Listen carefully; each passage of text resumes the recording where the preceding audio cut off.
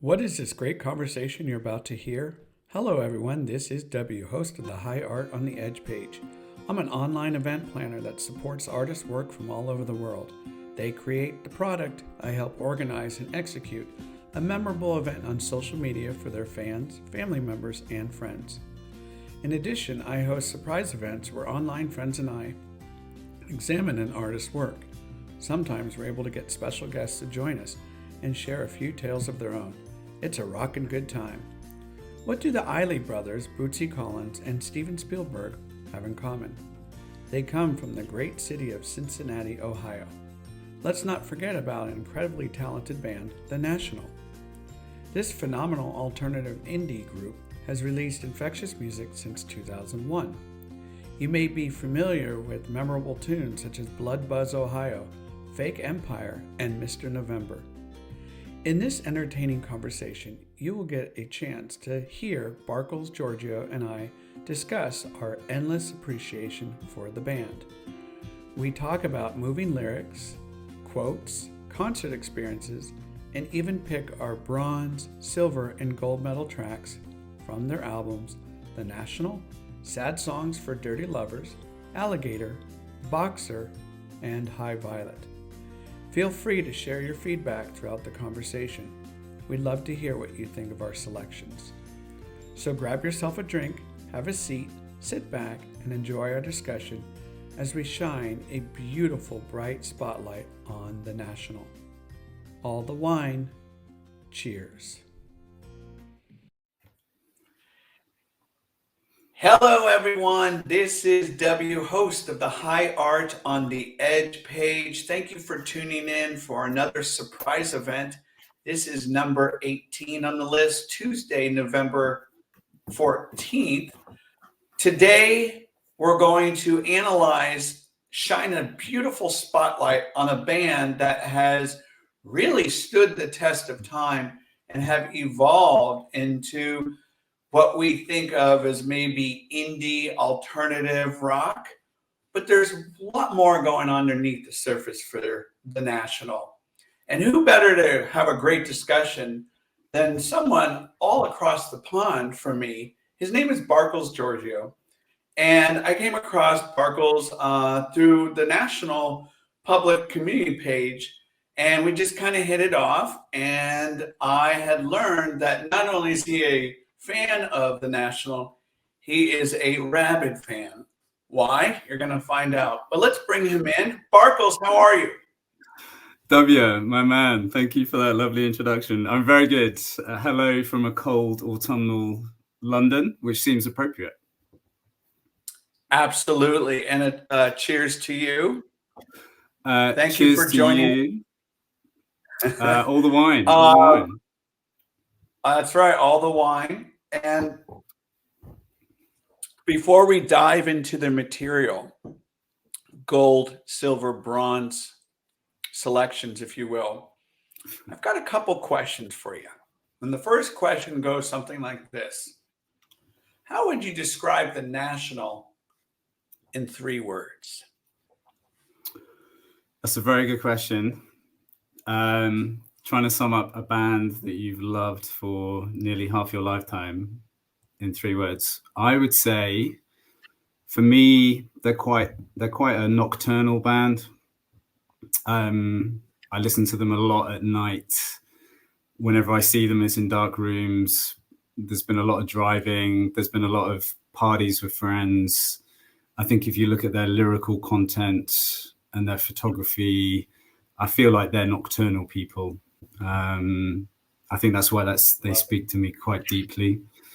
Another word that pops to mind is enduring. I think you touched upon that. I think how many bands can anybody really be obsessed with? I think I've got 2 that I'm really obsessed with, and the National are definitely one of them.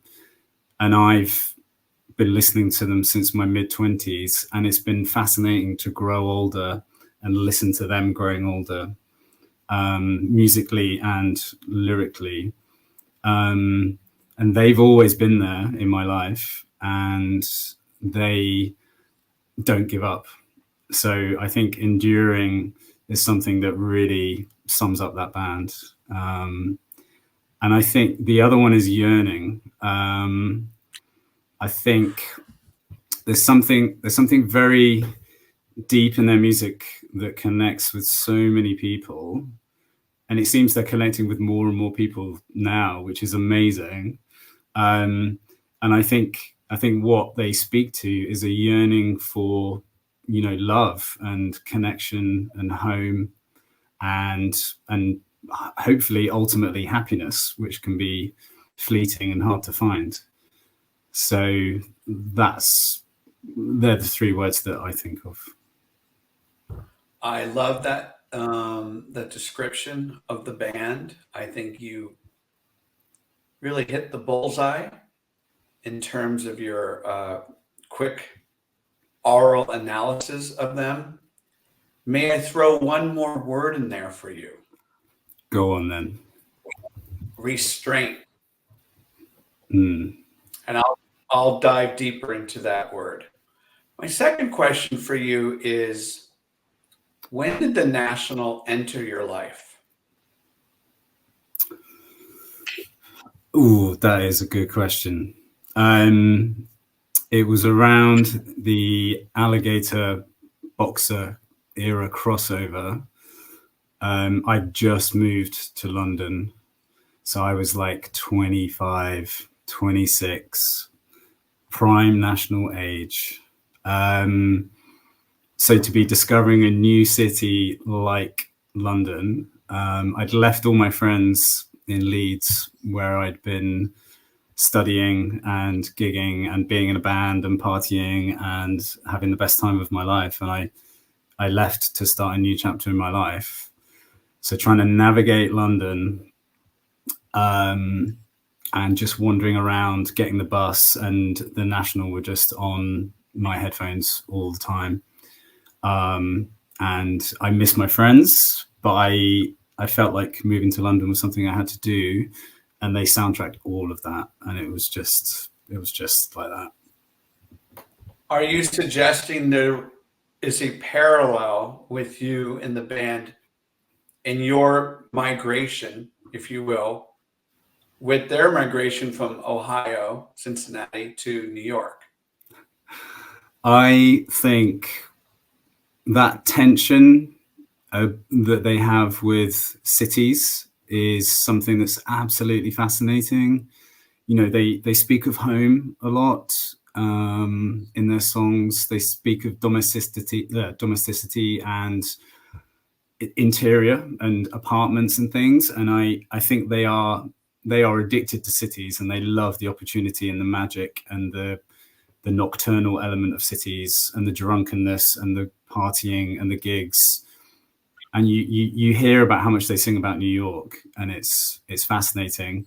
But I think there's also a yearning for what they've left behind, and the safety and the security. There's a danger in the city. There's loneliness, there's anxiety, there's all kinds of things. And I think home offers something else to that. So that tension in their music is there, I think. So let's kick this discussion off, Barcles. What is your bronze medal track from the debut album? So listening back to this album, like you, I got into Alligator first and then had to work backwards. My bronze track is The Perfect Song. Now, for all those reasons that you just mentioned, you mentioned you hear other bands in this record. I think this debut album is them finding their feet, trying to find their own sound and their own identity, but they are clearly guys with taste and talent. I mean, you mentioned REM. I hear Silver Jews, Sparkle Horse. There's all kinds of things going on. But for me, I think Perfect Song, it really sounds like a Silver Jews song. You can almost hear Dave Berman singing it. Even the title has a kind of Silver Jews kind of ironic kind of little wink, wry nod. it just has a lovely groove. It makes me laugh. It shows you that this band has a sense of humor as well, amongst other things. And it also speaks of a very long, complicated relationship with alcohol. It's one of his first mentions of drink. So for me, going back to this album was a really interesting exercise in listening to a band discover who they are. And I'm going to give you my bronze medal. And now our furniture for the one with crow's feet, and I can't remember the call. Sometimes I can feel your weight when I close my eyes. So yes, my bronze medal track is Perfect Song. And, we're going to maybe hear a little bit more of that Springsteen influence that I hear in that. And again, I mentioned Wilco, but yeah, it's a solid song for me. And I feel like, could it be on a subsequent album? Yes, with maybe different production to it. So that's my pick. All right, let's go for the silver. Silver is going to be the opening track, Beautiful Head. Now, I really love New Order. As a teenager, New Order and Joy Division were two of the biggest bands for me when I was discovering music. And I was kind of too old for both of them. I've subsequently been able to see New Order, but when first time I heard Beautiful Head, it was almost like a mainline into my teenage years, because the groove and the feel of it really feels like it could just be cut from Power, Corruption and Lies or Low Life. And it has a wonderful, wonderful kind of energy to it. It's a beautiful song. And he has that, it's the first of so many great Matt Berninger lines. I mean, we could do 2 hours just on Matt Berninger lyrics, but when he says, "Do not tell me I've changed, you're just raising your standards," it's it's the kind of a line that only Matt Berninger can get away with, because he's just so cool. And yeah, it makes you laugh. It has a real kind of it's what I call a kind of saucy hip wriggler. It really makes me want to move. It makes me smile. It just makes me so happy. That's my silver. My silver medal goes to Sun.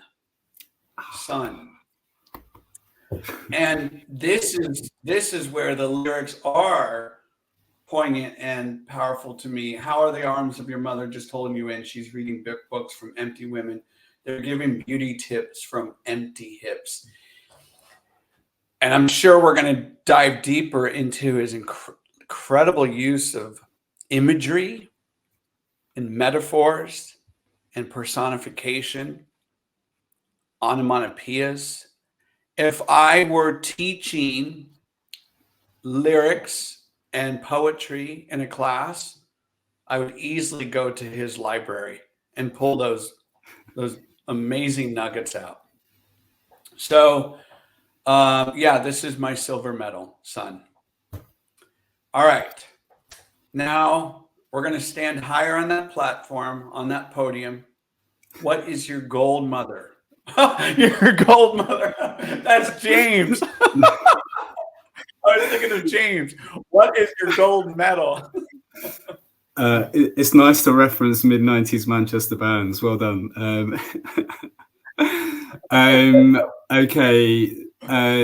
For me, this was really quite hard, but I've gone for Cold Girl Fever, because it makes me feel like a teenager again.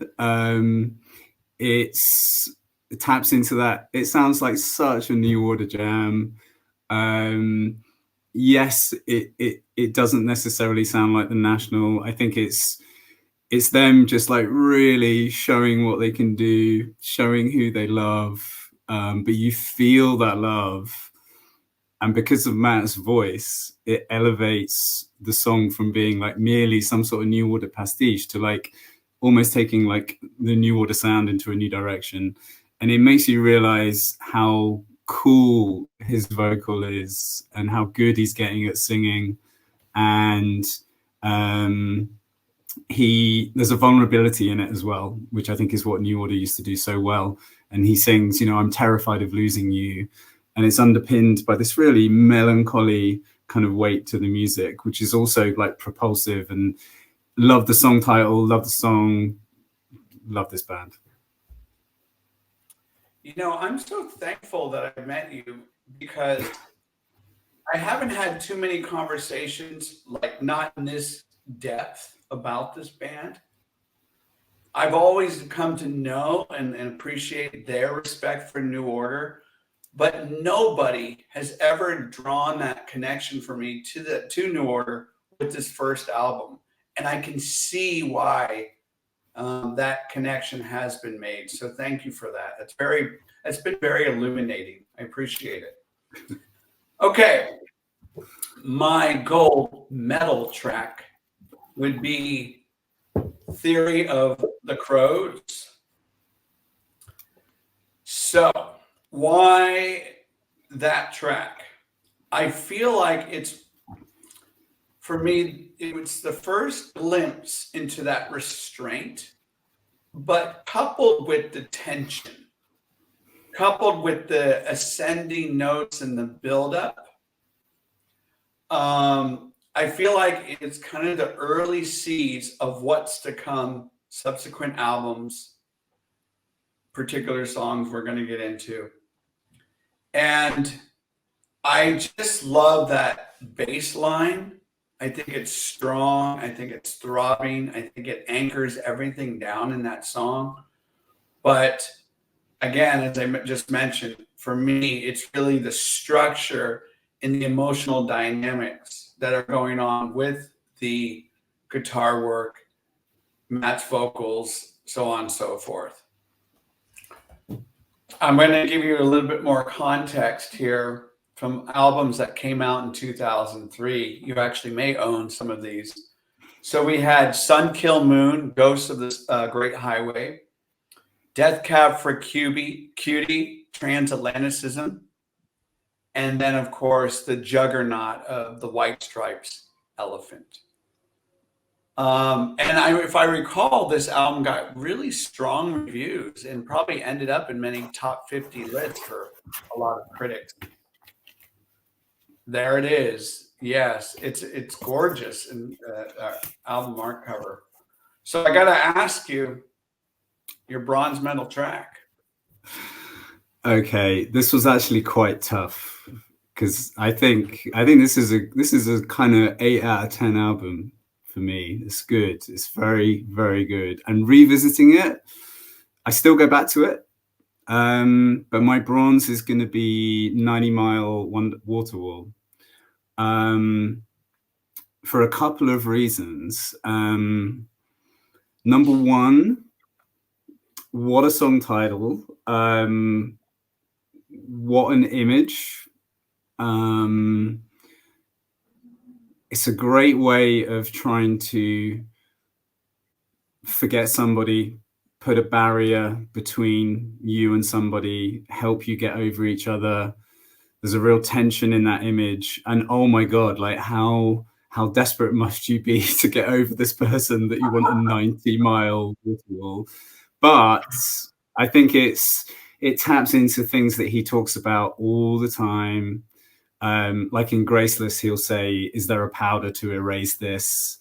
So going back, it's fascinating for me because he's diving into these themes already, but he's already doing it in a really poetic way. Title. Also, for me, it highlights just how good he's getting at phrasing in terms of his singing style.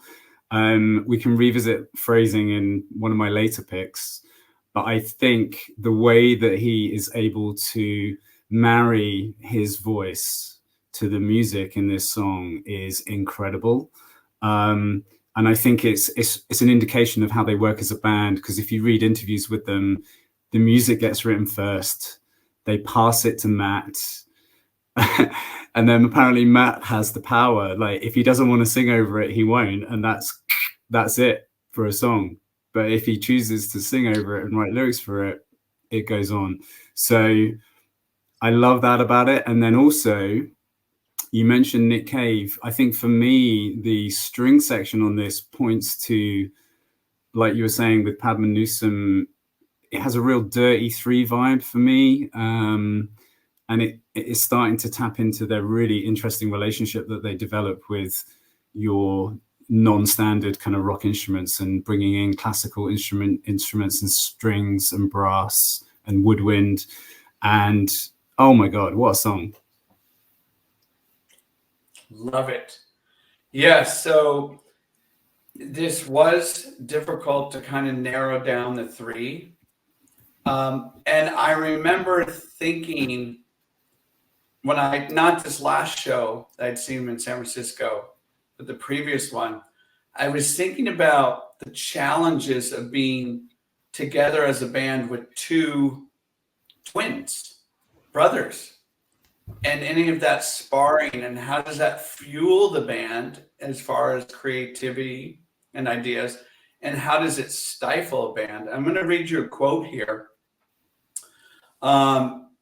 It is mostly a positive impact. The brotherly thing definitely adds a bit of tension, but it's the kind of tension that is easy to get over. There's no threat of it falling apart because they have known each other for so long. This is Matt talking. And because as they are brothers, there is a special loyalty between them. There is not so much a threat of anyone throwing a fit or walking off. And that's what you clearly get when you see them perform on stage. I don't get a sense there's egos trying to outrank anyone there. All right.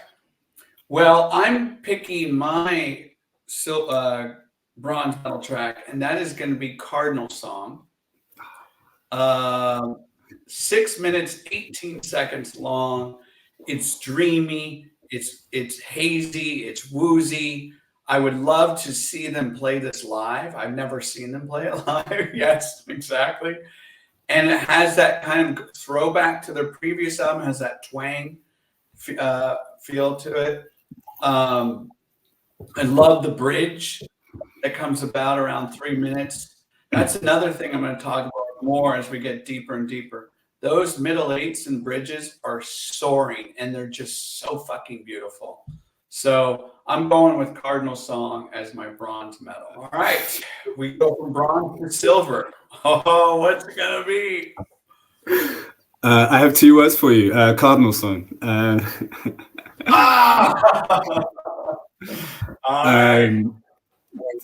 Oh my God, I love this song. Okay, I'm going to throw something out there, which maybe only hit me on revisiting this album recently.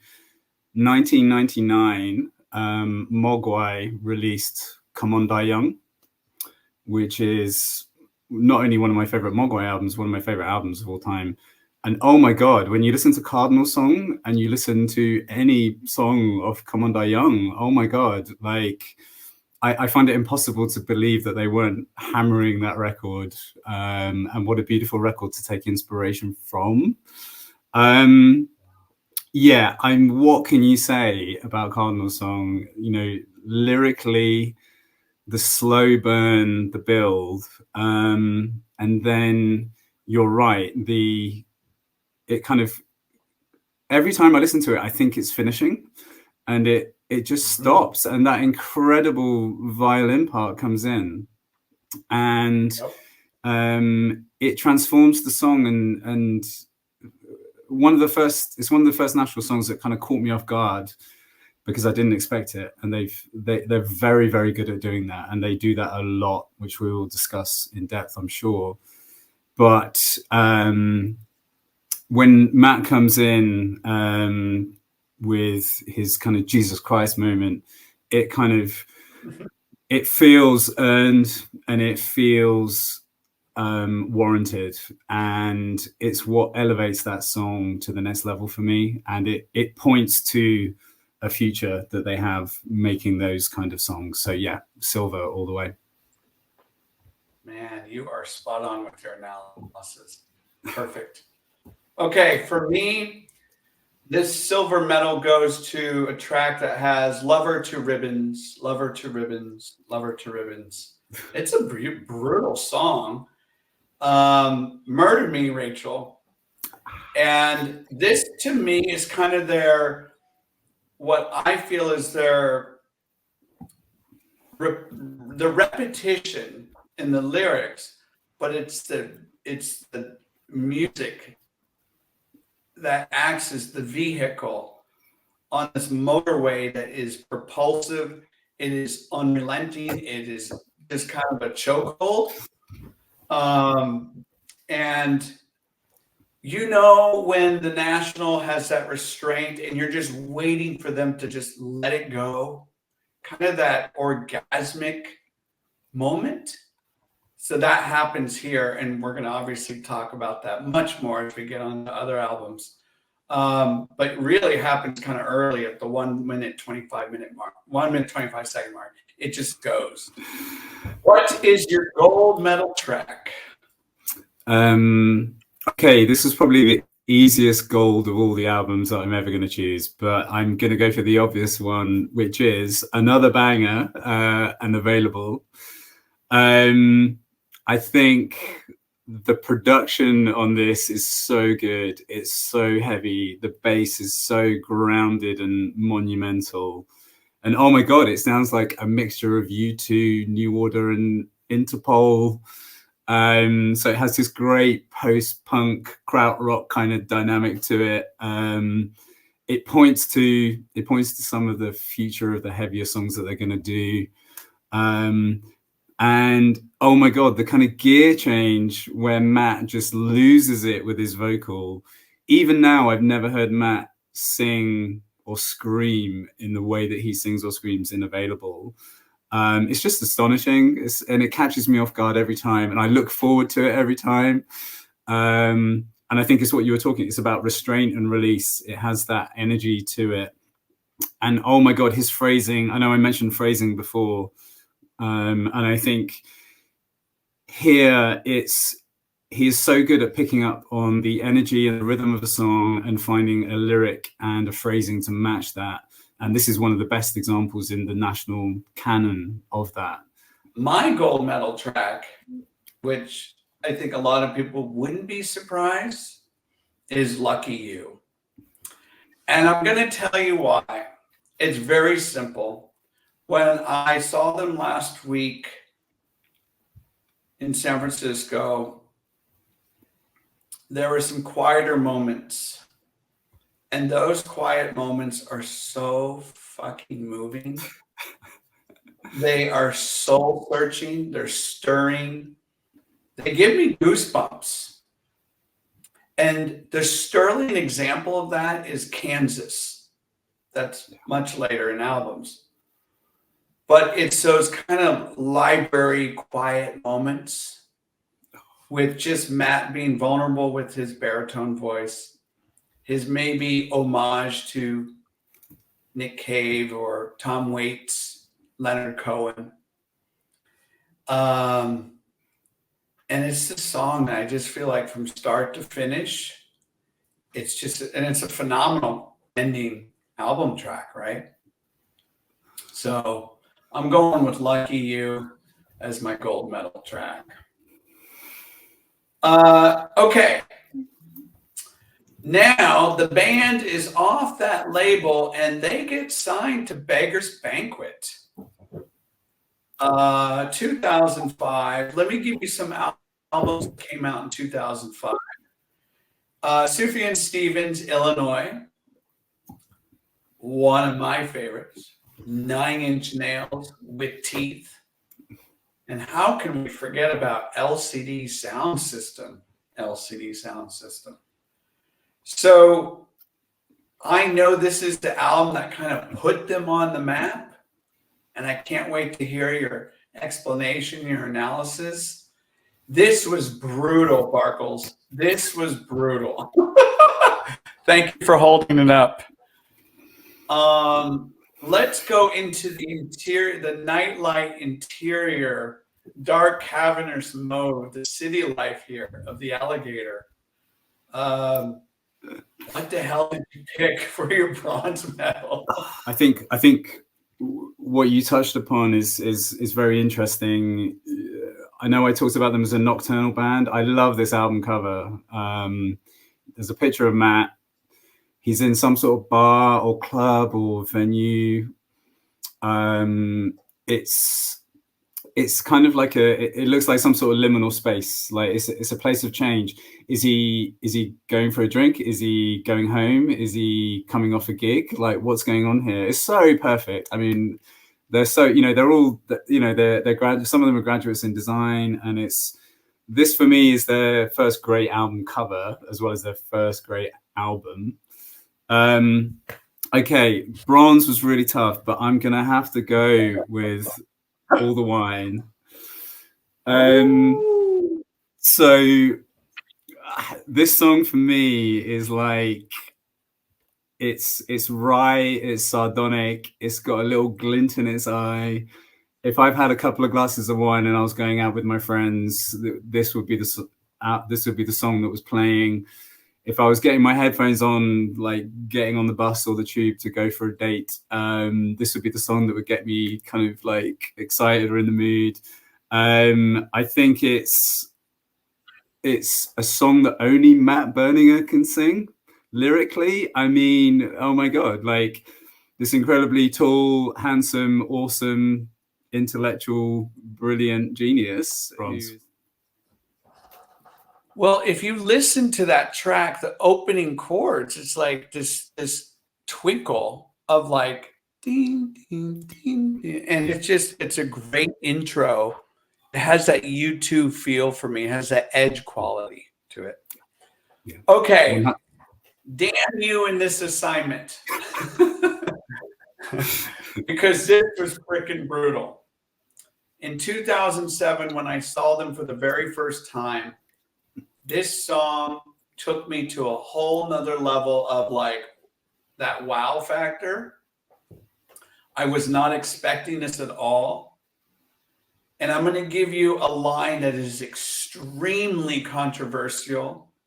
And like you have mentioned many times, only Matt can kind of get away with this. I know what he's talking about. There's not a racist bone in that man's body. But I'm going to read it to you. I'm the great white hope. I'm the new blue blood. And of course, we're talking about the political song of Mr. November. That was my gold medal track. Or had we done this a while ago, that's what it would have been.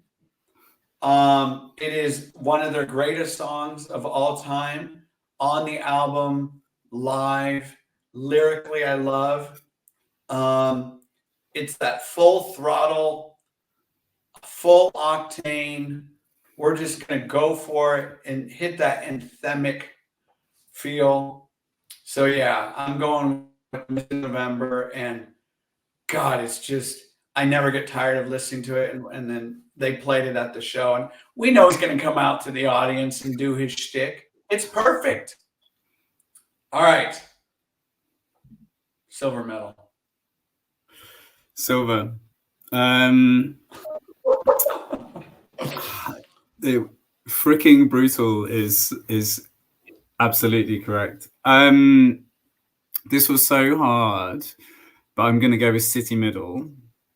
Largely because it literally sounds like the album cover. Karen, take me to the nearest city middle where turn the lights, and it's like it twinkles, it shines, it sounds like you're going on a night out. That's how it starts. But then I think we've had a few drinks, and he said, and Matt's singing like, I'm on a good mixture, I don't want to waste it.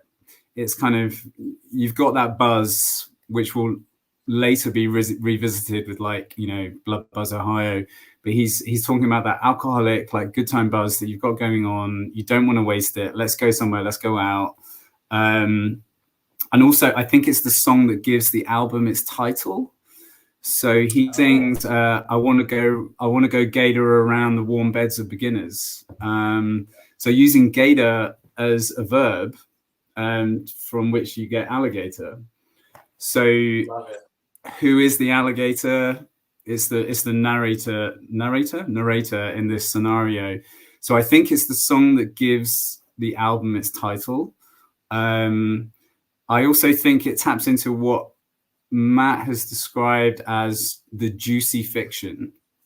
He says that that songs are kind of not quite autobiographical.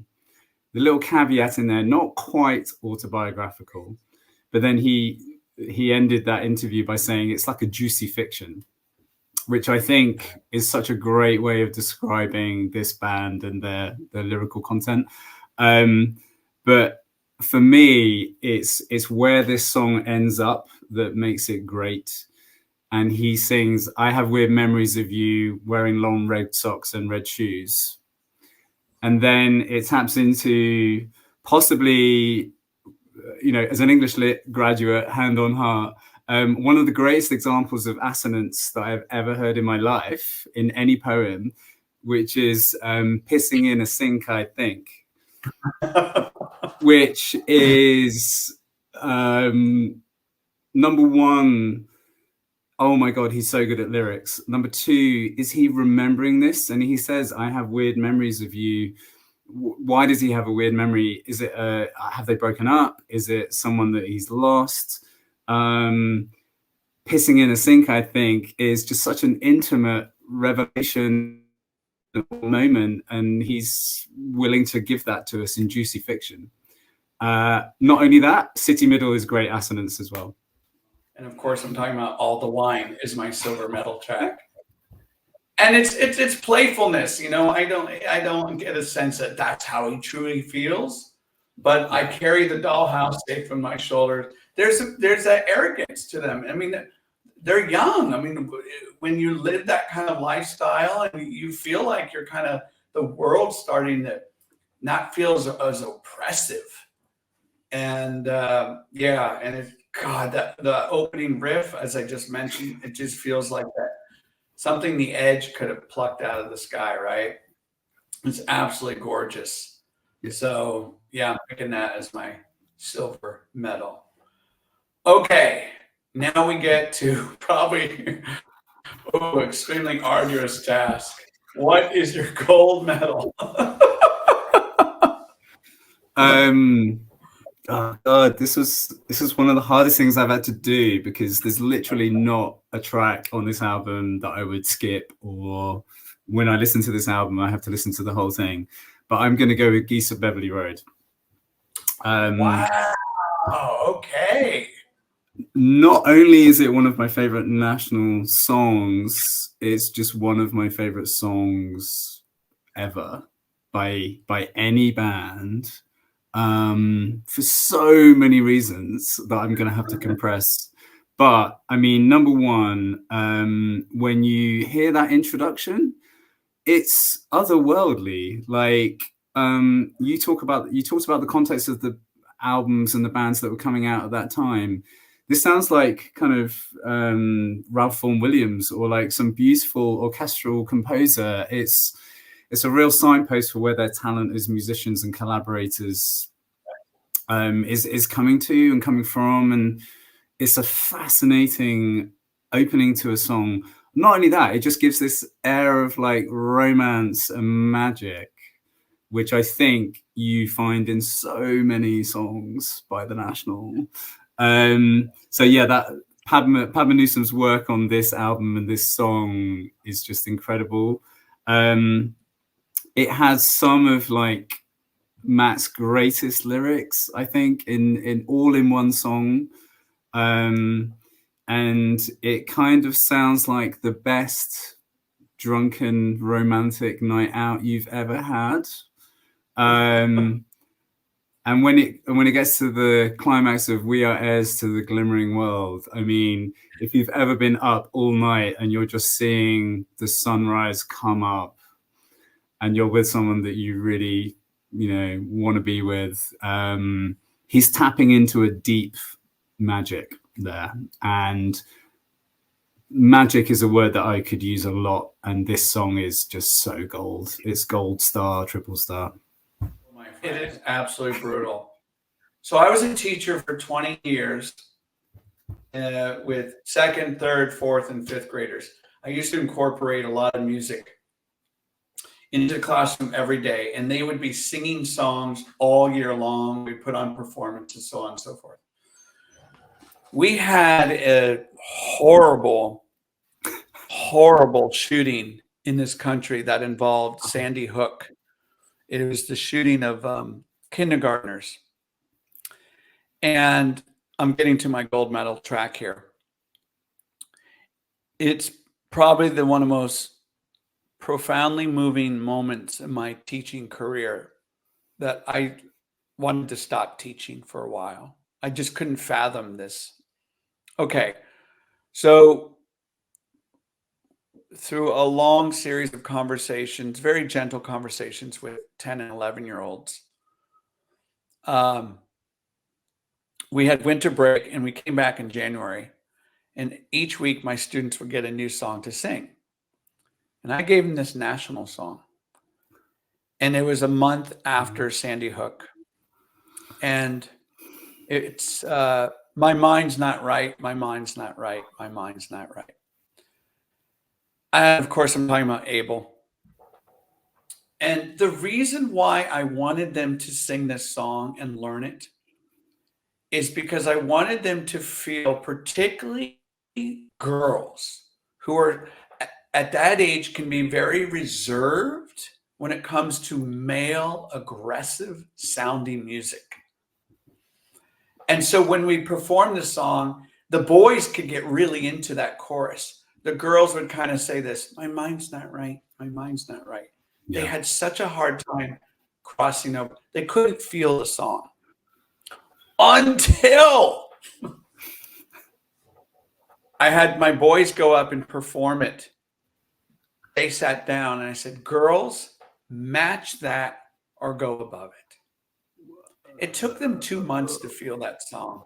And that is my gold medal track for this album. It's a song that I feel as though connection to Sandy Hook, post connection to that, my relationship with my students at the time, singing it live.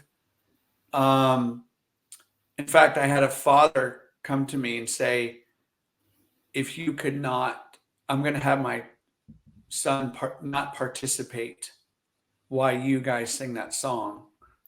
I don't feel it's appropriate. Just because of maybe this idea of the mental state, the fragility of people. But yeah, that's my gold medal track. It's kind of an emotional song for me, so that's why I picked it. Okay, we move on from that brutal task of picking 3. Now we're going to become the pugilist. We're going to become the boxer here. This is 2007, Beggar's Banquet, 4 AD. Let me give you some albums that came out that year. Kanye West, Graduation. Bjork, Volta. And one of my favorites of all time, because, well, I won't get into the reason, but it is In Rainbows, Radiohead. So this was even harder than Alligator. What is your bronze medal track? Okay. I'm going to go with Fake Empire. Okay. Oh my God, 2007. It's one of those years in my life that's imprinted on my mind. I know exactly where I was. I can remember week to week what I was doing. I remember the excitement when In Rainbows came out, and I remember seeing Radiohead in London on those tours, and I was equally as excited about Boxer coming out. And the only 2 bands that I have this level of obsession with are Radiohead and The National. I'm going to go with Fake Empire because I love it when you listen to a new album and The National are so good at first songs. Have you ever noticed this? They're so good at first songs on albums.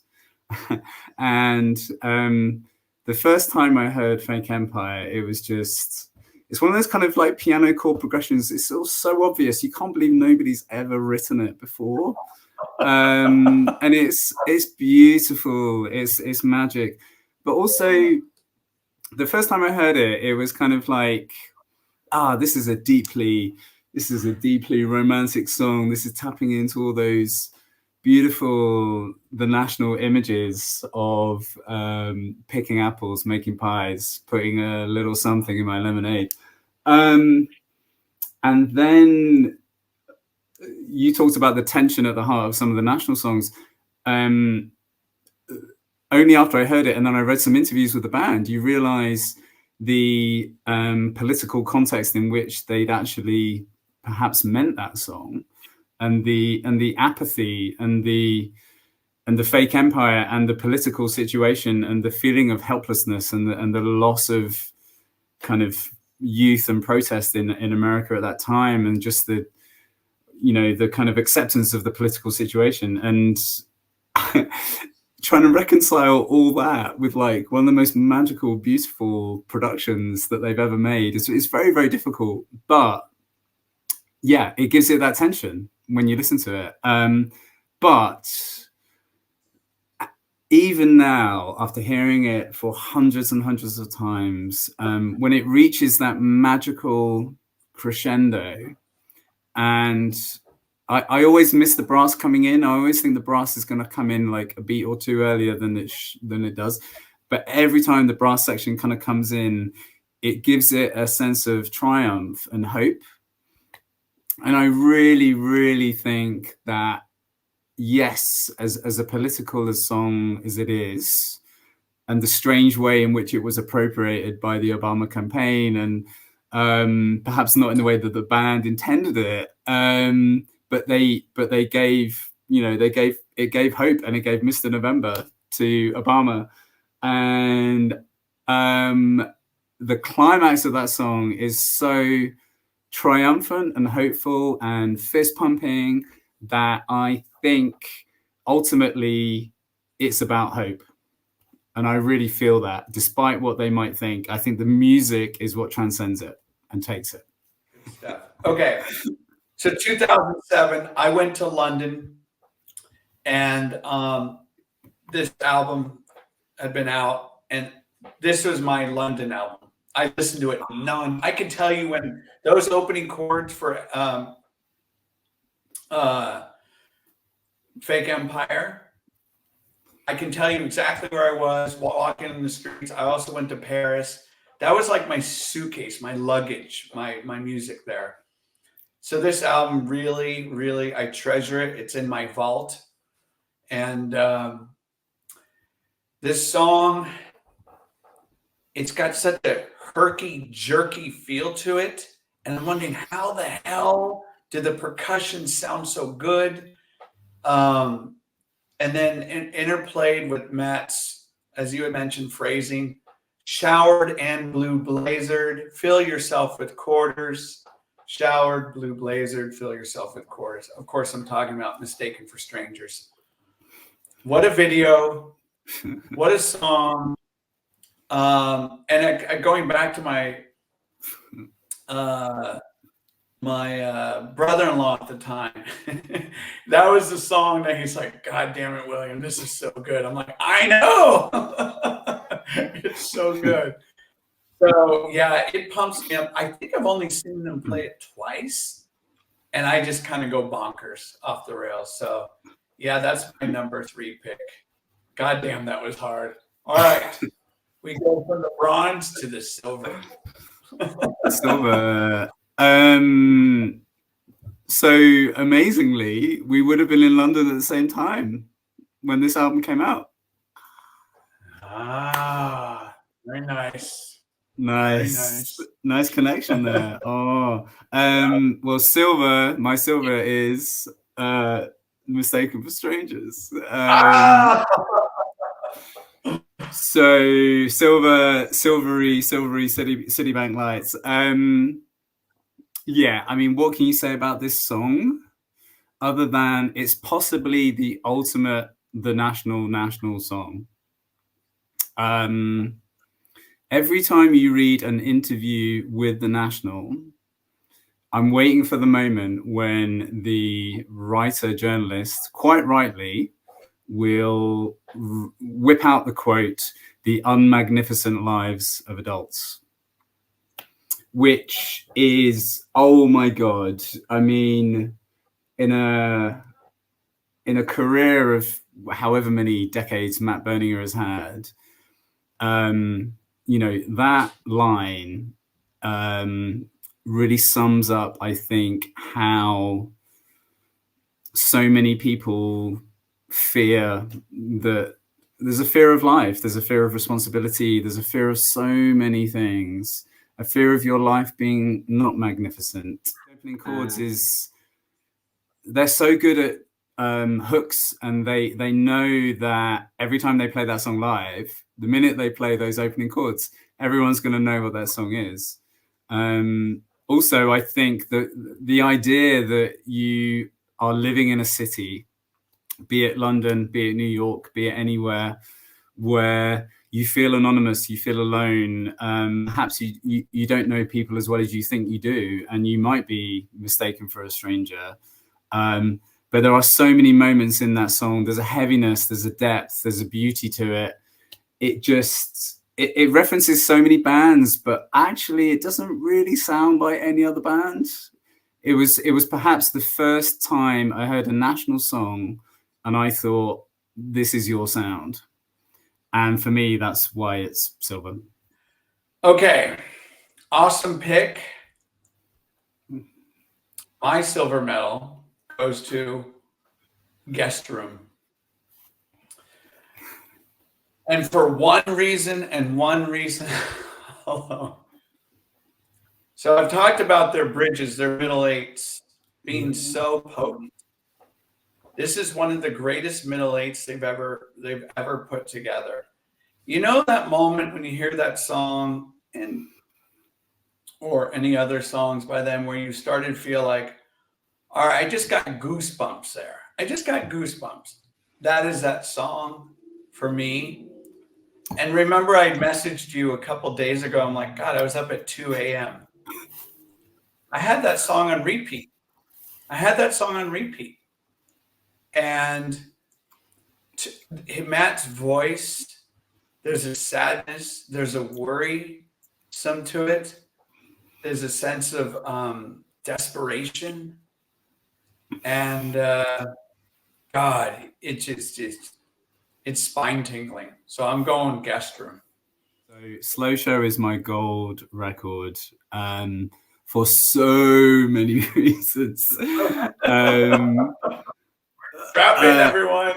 Oh God. I mean, like, made a mistake in my life today. How can you not relate to that lyric? There's not a person on the planet that does not feel like, oh, what the fuck have I just done with my life? That was an error. That was a big error. But yeah, I want to start over. Yeah, just erase this, just start again. But then it turns into something else. It turns into a romantic domestic. And I think it made me realize how good the National are about writing about intimacy and specificity. I think what Matt does, he sings and writes lyrics with such domestic specificity that is what people connect with. And that idea of hurrying home to you to put on a slow, dumb show for you. Oh, how romantic is that? I mean, also just having someone that you feel like you want to do that for, and crack you up. Like, yeah, what is love if not wanting to just crack someone up and make them laugh?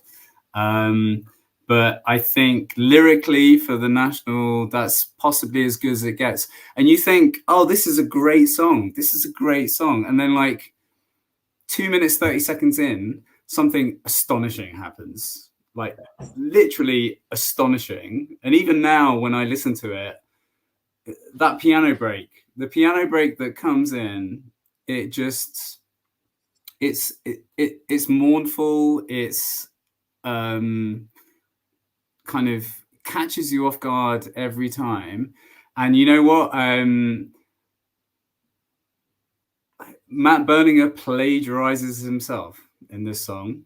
You know, on the self-titled record, they've got a track called 29 Years, in which he uses this lyric. And you know, if you're an English lit nerd and a graduate, you know, this is like meta fiction. This is like, I wasn't happy with that. That was a work in progress, but there was magic in that.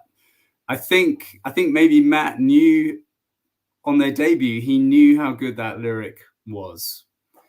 And he was like, I didn't utilize that in the best possible context. So you know what? Here's this song. I'm just going to transplant it. I don't know how much precedent there is for that in pop music and rock music, but who cares when it slots so perfectly into this song, Slow Show. And also his phrasing is so good that it just shows you how work in progress the first album was. For me, the gold medal track, it's one of the many songs I hit the repeat button before I had it on vinyl. It's one of the songs on my long drives. I probably listened to it 6 times in a row, many times. I talked about groove and restraint. This is a song to me is like if you picked up a stone and threw it hurtling across a mint condition lake and you see the ripples. This is that song. It just glides. Oh, wow. So I'm going to read you the lyrics, and I'm so happy they played this last week.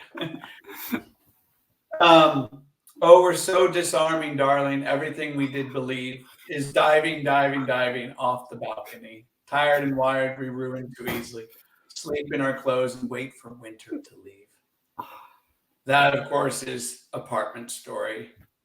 Huddle up, everyone. Get cozy. Swaddle yourself up in this song. Hit play. Hit play again. It's that damn good. And it's one of the songs you're like, oh my God, just go off the rails. They never do it. They never do it. And he climbs the ladder of that almost cacophony, but it never gets there. And you're in that straight jacket with all of that tension. So yeah, this was my numero uno, my gold medal blue ribbon track. What a brutal task taken to the mat for both of us on the Boxer. We're going to transition out of that album and we're going to move into maybe a little bit more mature sounding album. Maybe some growing up from the band from Cincinnati, Ohio. And of course, I'm talking about 2010's High Violet. Barcles, I'm going to give you some context, some other albums that came out that year.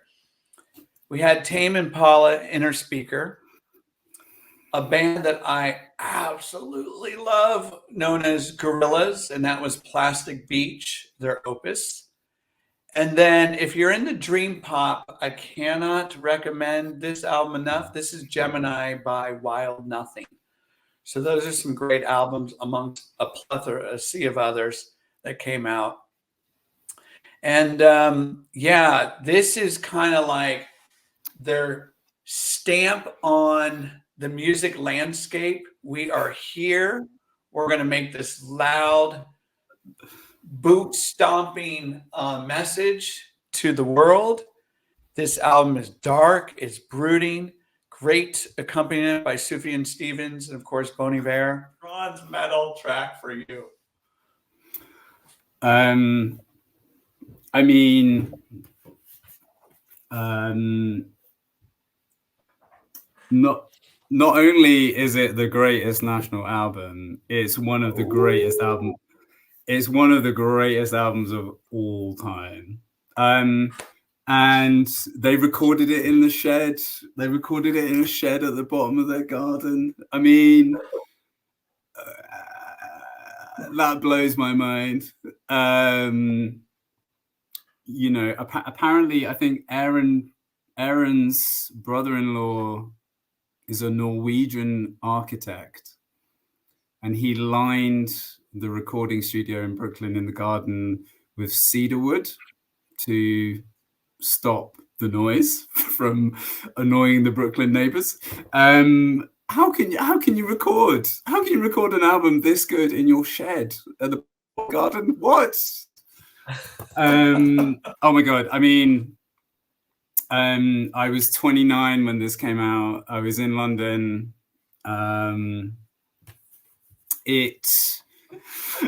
So my bronze is Blood Buzz, Ohio. I mean, what can you say about that song other than it's now a classic? It's a classic for the National. It's a classic in any indie rock standard. It still gets played on the radio in the UK. It's probably the track that gave them the bigger fan base that they now have. And I remember when the album came out, I was so obsessed with Alligator and Boxer. When this album came out, it was a big deal for me. And hearing Matt sing, you know, I still owe money to the money I owe.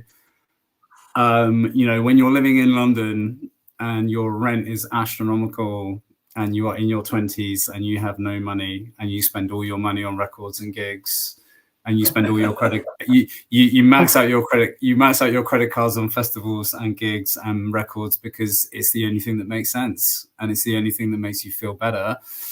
And even now, the catharsis and the collective, what a weird chorus or pre-chorus. Yeah. Like, I still owe money to the money that, and everybody is euphoric in that moment because everybody has debt. And I think we all have a debt to the National because of this song.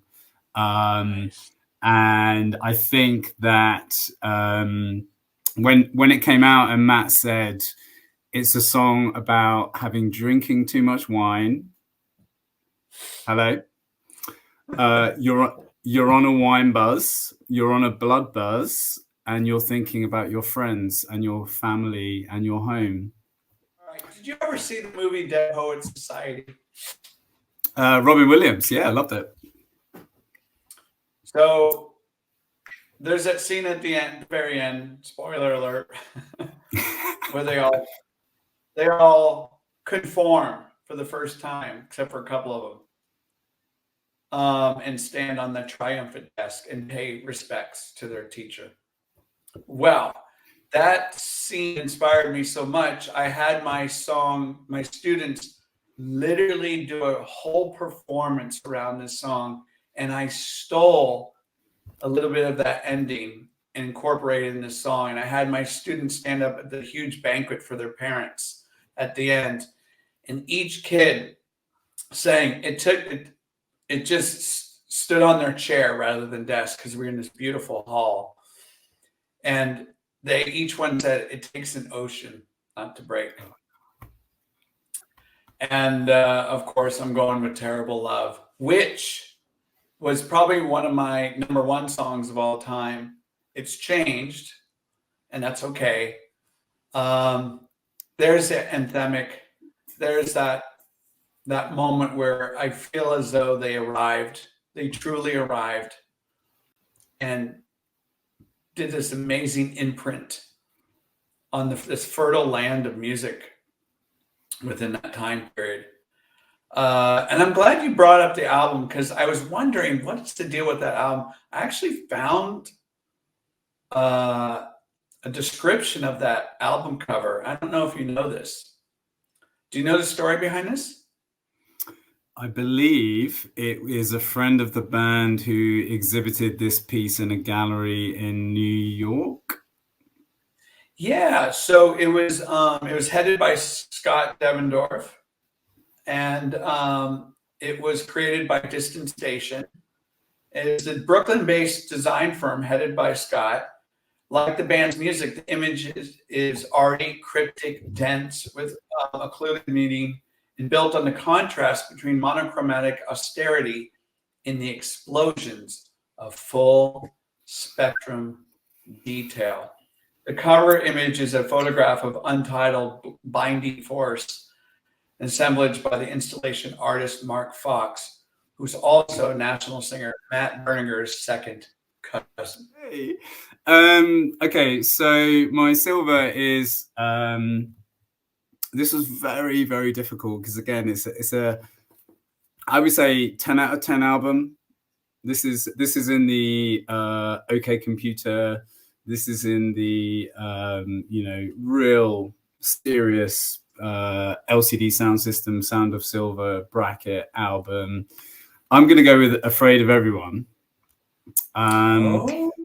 Now, for me, it's the production on that song is just incredible. Like the way it just builds and builds and builds.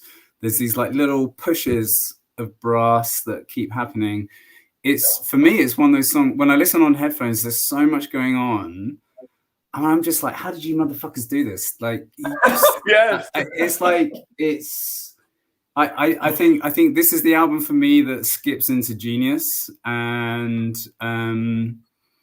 it's forever welded in my DNA. If you fucking cut me open, I'd bleed this album. Like I really would. I think a lot of it is down to Brian Devendorf's drumming. Like, and then by the time you get to like 2 minutes 58, there's a kind of ecstasy and a transcendence that's happening that does not happen in many songs that I know. And it kind of escalates and escalates and escalates, and then it falls in on itself. And then the stuff that is going on at the end of Afraid of Everyone is the magic of music. I don't know how they're doing it. I don't know what they're doing. I don't know how they came up with it. It feels right, and it feels like the mess that was in my brain at that time. It was a catharsis and a help. Well, for me, this silver medal has to go to The Police. What I mean by that is this is kind of the and I don't think they meant this as a nod, but the do.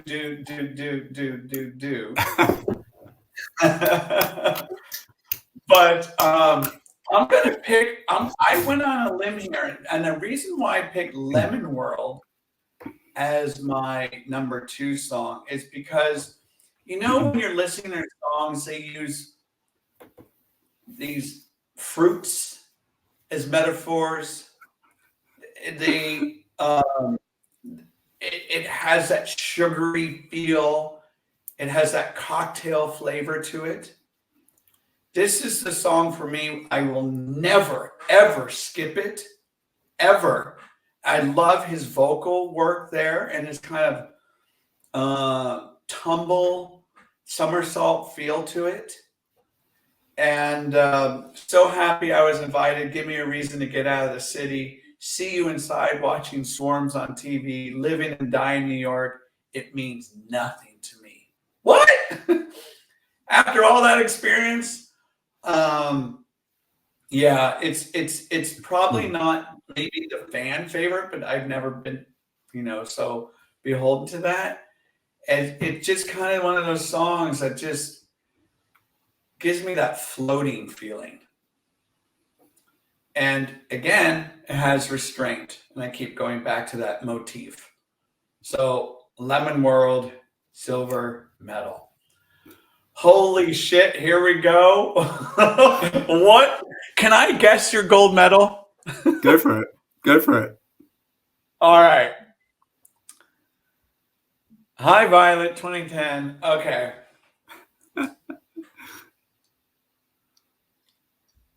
You know what? I'm going with England. Interesting. So for me, one of my favorite albums of all time, one of one of the Nationals' greatest songs, definitely. Not only that, one of the greatest songs ever written by anybody ever is Lemon World. Oh, no way! That's your I number mean, one? that's my number one. Do you know? Do you know? Do you No know way. that they? Do you know that they recorded that song 80 times? No, I didn't know that. Okay. Do you know? Do you know what take they actually used for the album? If they're Number. so it sounds like a very Kubrickian method. Um, I'm gonna go with like if they recorded it 80 times, I'm gonna go the opposite way. Their third take. They used the first take. Oh my So god. they had like pillows and pads, and the first take they recorded was like, oh yeah, it's good. They recorded that song 80 times. I'm not even joking. You can read about it. I want to And hear at it. the, and at the end of 80 takes, they were like, actually, the first one was the best one. And you know what? You know what? That sums up the National for me in a song. Um, Wow. Also, that 80 take, it links to Boxer. It links to everything that we've been talking about. Um, Yes. 80 takes. You can call it Lemon World, or you can call it 80 takes. Have you seen the Mistaken for Strangers documentary? Yes. Yes. Okay. There's a moment in that documentary which is amazing. Right at the Yeah. end, it's right at the very, very end, and apropos of nothing, they cut to footage of like really early National. They're thin, they're gaunt, they're in their 20s, they're in some horrible like van touring, and they're playing in a bar to nobody. They're playing in a bar to nobody. And Matt Berninger is on the verge of tears. I think he's actually crying, and he's like, there are so many times we wanted to give up. There are so many times when traveling around in a van playing to nobody was not worth it. And you know what? Every time I hear Lemon World, and I'm like, I'm so glad you guys didn't give up. I'm so glad you guys carried on touring, playing to nobody. Me, I think every time I listen to it, there's almost like a film of Silver or a film of something. I don't know what it is. Like, it's the magic. It's the magic of the song. There's some sort of film over the song when you listen to it orally that is magic. And lay me on a table, put flowers in my mouth, and we can say that we invented a summer loving torture party. One of the darkest lyrics I've ever heard in my life. But it's sexy, it's weird, it's the fucking National. All right. My gold medal track. Come on. Well, since I guessed yours, go ahead. Um, I sort of think maybe have you chosen Blood Buzz Ohio yet? No, maybe Blood Buzz Ohio then.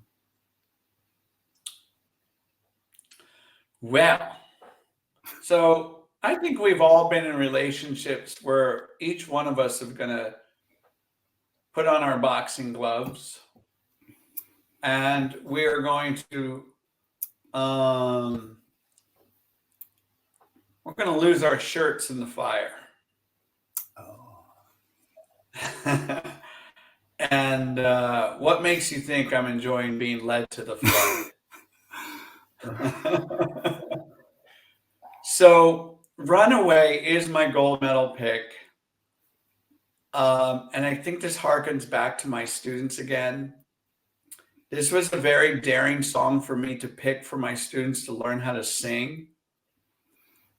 Lyrically, I didn't want to get in hot water with the parents because it's a pretty innocuous song, but it could have different interpretations. And again, I'm dealing with 10 and 11-year-olds, so I'm always very careful. Yeah. But this is the song that year, my students, it took them no time to love, no time. And we used to sing it nonstop, a cappella, whatever it may be.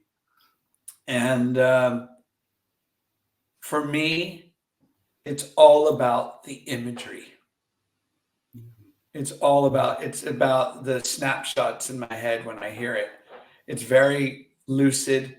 It's very crystallized. And again, I go back to restraint. It has that restraint quality to it. You feel like it's just going to explode in this cathartic moment, and it never does. It never does. And I think it's actually one of Matt's greatest vocal work ever, in my opinion. And I will say, if I had any gripe to this album, I've always thought of this album as the cold album. And I mean literally having a cold. His vocals have always sounded to me undernourished. And I'm glad they went with that rather than this very slick production. But to me, when we get to Runaway, the vocals are right there. Yeah. It's right. You're in that room with this couple. Yeah. So that's my gold medal track. And believe me, that was not easy. Because I wanted England. Believe me, I wanted England. Yeah. Can I add a little appendix to that?